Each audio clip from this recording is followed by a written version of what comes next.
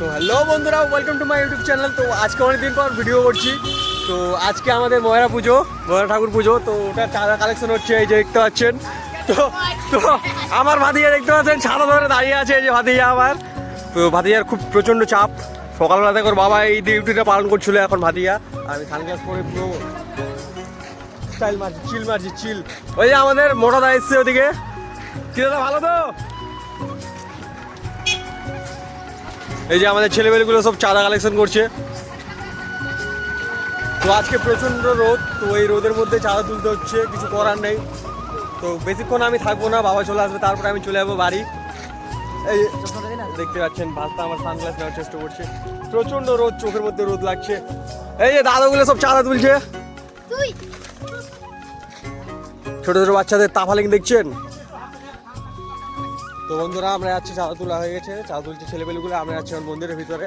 দেখতে পাচ্ছেন এই যে মোটা ভাই, আজকে ভাইরাল হওয়ার কথা। এই পাখাটা দিব, এখানে মানদ আছে,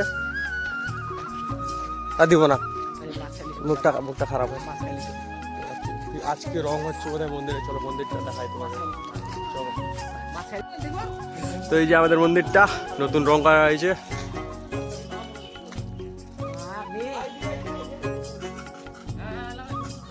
পরিষ্কার পরিচ্ছন্নতা হচ্ছে আমাদের মন্দিরের এখন, সামনে মেলা, তার জন্য এই যে সব ওইটা বসানো হবে।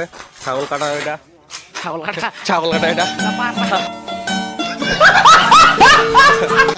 কাতরা কি নাম বলে জানি না এটার। তো এই যে আমাদের মন্দিরটা নতুন রং করা হয়েছে, খুব সুন্দর দেখতে লাগছে। এই যে রং মিস্ত্রি, এটা আমাদের এই যে রং মিস্ত্রি রং করছে। একটু প্রফেশনাল কিনা একটু হয়ে যাচ্ছে এদিক ওদিক, কিছু করার নেই।